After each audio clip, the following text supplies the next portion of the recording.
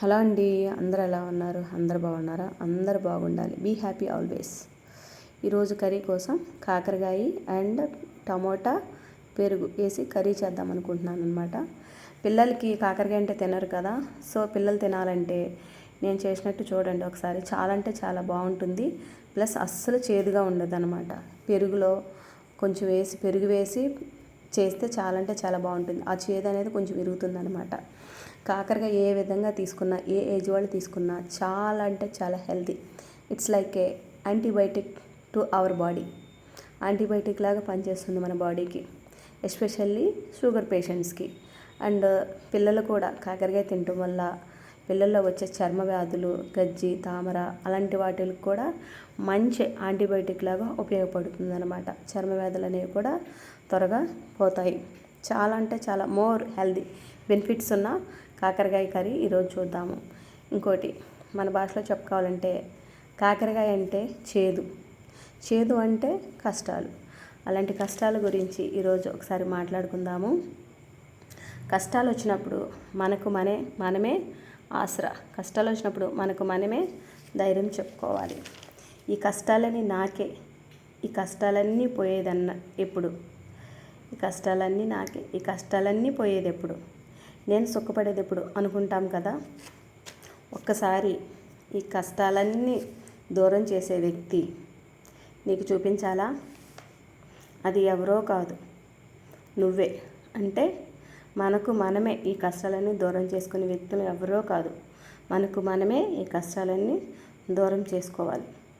మన జీవితంలో ఎన్నోసార్లు ఈ కష్టాలన్నీ నిన్ను చుట్టుముట్టినప్పుడు, మన జీవితంలో ఎన్నోసార్లు కష్టాలన్నీ చుట్టుముట్టినప్పుడు కొండంత దుఃఖాన్ని గుండెల్లో దాచుకొని కుమిలి ఎన్నోసార్లు ఏడ్చుకొని ఉంటాం. చాలాసార్లు ఏడ్చుకొని ఉంటాం. ఆ తర్వాత నిన్ను నువ్వే ఓదార్చుకొని ఎన్నోసార్లు నీకు నువ్వే ధైర్యం చెప్పుకొని నిల్చుకొని ఉంటావు. ఎన్నిసార్లు మనమే నిల్చుని ఉంటాం అంటే ఆ కష్టాన్ని ఎదుర్కొని మనమే ఓదార్చుకొని అని ఎన్నిసార్లు ఆ యొక్క కష్టాన్ని నుంచి బయటకు వచ్చి నిల్చొని ఉంటాము. మరి అన్నిసార్లు ఎదుర్కొని నిల్చొని ఉన్నాం కదా, మరి ఇప్పుడు ఎందుకు దుఃఖం? అన్నిసార్లు మన జీవితంలో ఎన్నో కష్టాలు అనుభవించి కుమిలి ఏడ్చి మళ్ళీ ఎదుర్కొని ధైర్యం చెప్పుకొని నిల్చొని ఉంటాం. మరి ఇప్పుడెందుకు అంత దుఃఖం? ఎంతోమంది నిన్ను ఓదార్చిన దానికంటే నిన్ను నువ్వు ఓదార్చుకొని నీకు నీవుగా తోడుగా ఉన్నదే దేని మీద రాదు. మనమే ధైర్యం చెప్పుకొని మనమే ఓదార్చుకొని నిల్చుంటే అది ఎంతమంది చెప్పినా అది రాదు. సో మనం చెప్పుకున్నప్పుడే అది మంచిగా అనిపిస్తుంది అనమాట. సో ఇక్కడ విషయం వచ్చేసేసి మన రీసెంట్గా చనిపోయిన టీవీ యాంకర్ గారు స్వేచ్ఛ గారి గురించి టీవీ న్యూస్లో చూసినప్పుడు నాకు చాలా అంటే చాలా బాధ అనిపించింది. ఈ టీవీ న్యూస్ చదువుతున్నప్పుడు నేను అనుకునేదాన్ని అనమాట. చిన్నప్పటి నుంచి న్యూస్ అంటే ఎక్కువ ఇష్టం, చూస్తూ ఉండేదాన్ని. అది చూస్తున్నప్పుడు ఈ టీవీ న్యూస్ చదివే వాళ్ళు భలే ఉన్నారు కదా, వీళ్ళకి ఏమీ ప్రాబ్లమ్స్ ఉండవా, అంత చక్కగా ఎంతోమందిని ఇంటర్వ్యూస్ చేస్తారు, ఎంతోమంది హీరోస్ని కలుస్తారు, ఎంతోమంది హీరోయిన్స్ని కలుస్తారు, ఎంతోమంది పెద్దల్ని కలుస్తారు.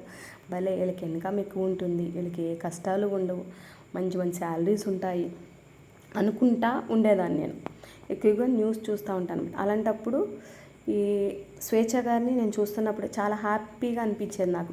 అంటే సబ్బీగా చాలా బాగుంటుంది, బబ్లీగా ఆవిడికి కూడా ఇన్ని కష్టాలు ఉన్నాయా అని మొన్న చనిపోయినప్పుడు అనిపించింది. అంత నవ్వుతూ ఉన్న అలా నవ్వుతూ ఉన్న ఎందుకు ఈ డెసిషన్ తీసుకుంది? జీవితంలో చిన్నప్పటి నుంచి కూడా పాపం చనిపోయిన తర్వాత వచ్చిన న్యూస్ని బట్టి చూస్తే చిన్నప్పుడు తల్లిదండ్రుల దగ్గర ప్రేమ దొరకలేదని ఉంది ఆ న్యూస్లో. తర్వాత పెళ్ళిళ్ళు అయిన తర్వాత కూడా ఎవరి దగ్గర తన ప్రేమ కోసం ఎతుకులాడిందనమాట. అలాంటి ప్రేమ ఎవరి దగ్గర పొందుకోలేకపోయింది. ఇంకెవరో ప్రేమిస్తారు, నేను ప్రేమ పొందుకోలేని తపన పడింది. పాపం అనిపించింది. ఆమె ఎన్ని భరించిందో, ఎన్ని కష్టాలు భరించి ఈ టైంలో ఆమె న్యూస్ చదివిందో, అంత బాధ అనే దుఃఖాన్ని అగ్నిపర్వతలాగా గుండెల్లో దాచుకొని ఆ న్యూస్ నవ్వుతూ ఎంత బాగా చదివిందో. మరి అలాంటప్పుడు అన్నిసార్లు ఎదుర్కొని నుంచుంది కదా, మరి ఇప్పుడు ఎందుకు ఎవడు ఈ డెసిషన్ తీసుకుందా అని అనిపించింది నాకు. పాపం చేతికొచ్చిన పిల్లుంది, ఆ పాపని ఒంటరి దాన్ని చేసేసి వెళ్ళిపోయింది. ఎవరైనా ఒకటే తెలుసుకోవాలి, మన కోసం మనకు దుఃఖం వచ్చినప్పుడు, మన ఒంటరి వాళ్ళం అయిపోయినప్పుడు, మనకు దుఃఖమే మిగిలినప్పుడు, కష్టాలే మిగిలినప్పుడు, మన కోసం పుట్టినటువంటి మన పిల్లల్ని ఒంటరి వాళ్ళని చేయకూడదు. మన కోసం వాళ్ళు ఎదురు చూస్తూ ఉంటారు, మన కోసం వాళ్ళు ఆధారపడి ఉన్నారు. సో అలాంటి పిల్లల్ని ఎందుకు ఒంటరి వాళ్ళని చేసి వెళ్ళిపోవాలి మనం? సో ఎవరైనా ఒకటే చెప్తున్నాను, ఈ ప్రాణాలు పోగొట్టుకోవడం అనేది కరెక్ట్ కాదు. ఎందుకు ప్రాణాలు పోగొట్టుకోవాలి? మనకు ఎన్నో కష్టాలు అనుభవించి ఉంటాం కదా ఇంతకుముందు మన లైఫ్లో, ఫాస్ట్ టెన్స్ లైఫ్లో. సో ఇప్పుడెందుకు మనం ఇలా ప్రాణాలు పోగొట్టుకోవాలి? అది కరెక్ట్ కాదు. ధైర్యంగా నుంచోవాలి. ధైర్యంగా నుంచొని వాటిని పోరాడి, జీవితం అనే యుద్ధంలో గెలిచి పోరాడి, మన పిల్లల కోసం మనం నిల్చొని ఆ పోరాటం, ఆ జీవితం అనే యుద్ధంలో గెలవాలి, గెలిచి చూపించాలి. అంతేగాని ప్రాణాలు అయితే పోగొట్టుకోవద్దండి ఎవరైనా సరే. నేను ఇదా చెప్తున్నాను. మీకోసం మీ పిల్లలు ఉన్నారు, ఆ పిల్లల కోసం మీరు బ్రతకాలి, బ్రతికి చూపించాలి. పాపం మన తొందరపాటుతో మనం ఏదన్నా చేసుకుంటే వాళ్ళు అనాథలు అయిపోతారు, ఒంటరి వాళ్ళు అయిపోతారు, ఎంత అభాగ్యులు అయిపోతారు. ఎంత బాధ కలుగుతుంది ఆ మాటలు. చాలా అంటే చాలా బాధలు. ఆ పాప ఏమో చెప్తుంది, ఏంటే ఆయన వర్షన్ ఏదో చెప్తున్నారు, వేరే పూర్ణచంద్రరావు గారు అని ఆయన ఏదో వర్షన్ చెప్తున్నారు. ఆ పాప ఏమో చెప్తుంది. అస్సలు అన్ని విషయాలు తెలిసిన ఆవిడ, నిజాలు తెలిసిన ఆవిడ భూమి మీద లేదు. హాఫ్ చపాతి, మరి ఏం కష్టం వచ్చిందో ఆవిడికి. తింటూ తింటూ ఆ చపాతీని కూడా సగం అక్కడ పెట్టేసేసి చనిపోయింది. నాకు చాలా అంటే చాలా బాధేసింది. ఆవిడ అలా చనిపోవడం కరెక్ట్ కాదనిపించింది. పాపం ఏం కష్టం వచ్చిందో ఆవిడికి, ఎంత బాధ అనిపించింది నాకు. సడన్గా వెళ్ళిపోయింది, చెప్పకుండా వెళ్ళిపోయింది. ఎన్నోసార్లు పాపం నించొని దాన్ని ఎదుర్కొని ఆ కష్టాన్ని నిలబడింది కదా. ఇప్పుడు కూడా దిగమింగుకొని ఆ కష్టాన్ని నిల్చొని ఉండటం అయితే ఈరోజు ఆ బేబీతో హ్యాపీగా ఉండేది. ఎప్పుడైనా కష్టం వచ్చినప్పుడు మనకి మన ధైర్యం చెప్పుకోవాలి. ఎవ్వరు వచ్చి చెప్పరు, నా అనేవాళ్ళు అందరూ ఉన్నా సరే చెప్పరు. సో హ్యాపీగా ఉండాల్సింది ఆవిడ. ఎందుకు అలా చేసుకుందో నేను ఆ న్యూస్ చూసిన వారం రోజులు కూడా చాలా అంటే చాలా బాధేసింది నాకైతే. కుమిలిపోయాను నేనైతే. పాపం అనిపించింది ఆ పాపను చూసినప్పుడు, ఆ మేడంని చూసినప్పుడు, స్వేచ్ఛ మేడంని చూసినప్పుడు న్యూస్లో. ఎవ్రీడే అప్డేట్ కోసం చూశాను అన్నమాట. చాలా అంటే చాలా బాధేసింది నాకు. మనకు మనమే ధైర్యం చెప్పుకోవాలండి. ఎవరు చెప్తారు? మనకు మనమే ఓదార్చుకోవాలి. ఎవరు ఓదార్స్తారు? మనకు మనమే ఆసరాగా ఉండాలి. ఎవరు ఆసరాగా ఉంటారు? ఉన్న దాంట్లోనే సమృద్ధిగా, మనకున్న దాంట్లోనే చిన్నగా అన్నీ చేసుకోవాలి తప్ప మనకున్న ఆదాయంని బట్టి, మనకున్న ఇన్కమ్ని బట్టి దేన్ని ఎలా ప్లాన్ చేసుకోవాలో అలా ప్లాన్ చేసుకోవాలి. అన్నెసరీ ఖర్చులకు పెట్టేసేసి హెచ్చుగా వీళ్ళు ఇలా ఇంత పెడితే ఇంతేమనుకుంటారో, అంత పెడితే అంతేమనుకుంటారో, అలాంటి హెచ్చులకి పోకుండా ఉన్నదాన్ని ఎలా దీన్ని ప్లాన్ చేసుకోవాలనే దాని మీద పెట్టాలి దృష్టి. లైఫ్లో లైఫ్ ఇంతేనా అని అధైర్యపడవద్దు అసలు. మనమే డిప్రెషన్ మోడ్లోకి వెళ్ళిపోవడం అలా అసలు కరెక్ట్ కాదు.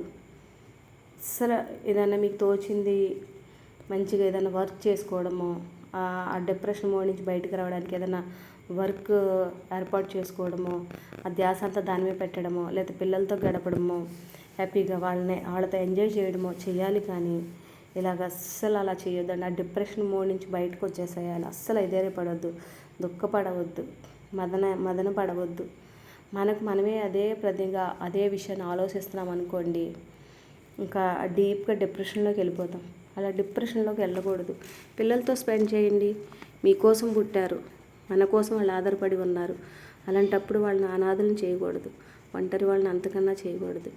పాపం అనిపిస్తుంది. చాలామంది తొందరపాటుతో చనిపోతున్నారు. ఈ మధ్య కాలంలోనే నేను చాలామందిని చూశాను. ఎక్కడో ఏదో సూసైడ్ చేసుకున్నారని, ఎక్కడో ఈ విధంగా చనిపోయారని, మరెక్కడో వేరే విధంగా చనిపోయారని. చాలా అంటే చాలా బాధేస్తుంది. అలాగా ఎందుకు అలా ప్రాణాలు తీసుకుంటున్నారు? మిమ్మల్ని కన్నా మీ తల్లిదండ్రులకి కడుపు కోత మిగులుస్తున్నారు. అలా చేయకూడదండి. ధైర్యంగా నిలబడదాం, ధైర్యంగా పోరాడదాం. జీవితం అనే యుద్ధంలో మనం గెలవాలి, గెలిచి చూపించాలి. మన కోసం కాకపోయినా మన పిల్లల ముఖాలు చూసైనా హ్యాపీగా జీవించాలని నా కోరిక. మనకి ఎక్కడో ఏదో సంపాదన ఉంది, అది రమ్మంటే రాదు. మనకున్న దాంట్లోనే, ఆ చిన్న వర్క్లోనే, ఆ చిన్న శాలరీతోనే, ఆ చిన్న జీతంతోనే అన్నీ సదురుకోవాలి, అన్నీ అడ్జస్ట్ చేసుకోవాలి. అప్పుడే లైఫ్ అనే దానికి ముందుకెళ్తాం. అంతేగాని ఎవ్వరూ ప్రాణాలు పోగొట్టుకోవద్దండి. పిల్లల కోసం ఒక్కసారి ఆలోచించండి. పాపం పిల్లలు అనాథలైపోతారు. వాళ్ళు అలా ఎప్పుడూ చేసుకోకూడదు. మనకు మనమే ధైర్యం చెప్పుకొని, మనకు మనమే ఓదార్చుకొని గట్టిగా నిలబడాలి. అస్సలు ఎందుకు అలా చేసుకుందాం మేడం అయితే నాకైతే చాలా అంటే చాలా బాధేసింది.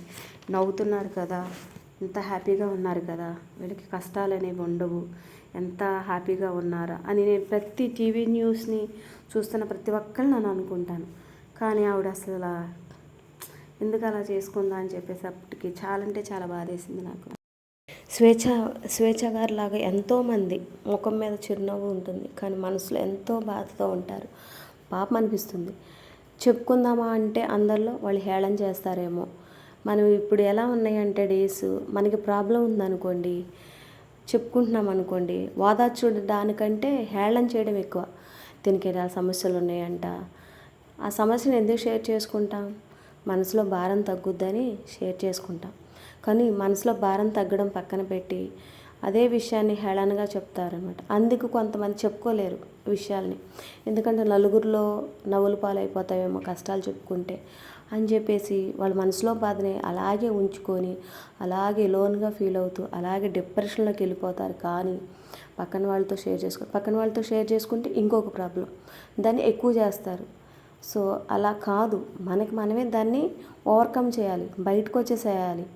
ఓకే, ప్లాన్ చేసుకున్నాం, ఓకే ఇట్లా ఆలోచించాం, ఓకే అక్కడికి వదిలేయాలి. దాన్ని నెక్స్ట్ ఎలా ప్లాన్ చేసుకోవాలో, ఆ ప్రాబ్లం ఎలా సొల్యూషన్ వెతుక్కోవాలి. కానీ ఇది కాకపోతే ఇంకోటి, అది కాకపోతే ఇంకొకటి, అలా దాన్ని అలా ఆలోచించాలి. ఇది కాబట్టి ఇంకోటి వస్తుంది, అలా దాన్ని ప్లాన్ చేసుకొని దాన్ని అధిగమించాలి. కానీ అలాగే ఉండిపోయి డిప్రెషన్లోకి వెళ్ళిపోతే ఏం చేయాలనిపిస్తుంది? చనిపోవాలనిపిస్తుంది.